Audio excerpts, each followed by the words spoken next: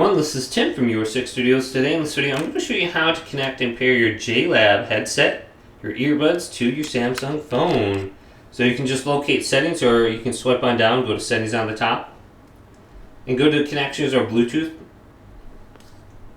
Now we want to go to Bluetooth under this menu, scroll all the way down to the bottom, remove your earbuds from the casing and make sure everything is charged so they actually will connect.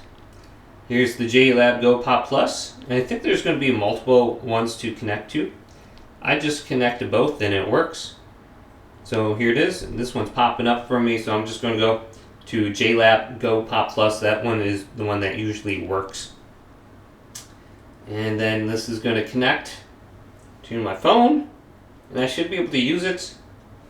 And for some reason this is taking a little longer. Try manually pairing the device. So we can go to JLab Go Pop Plus.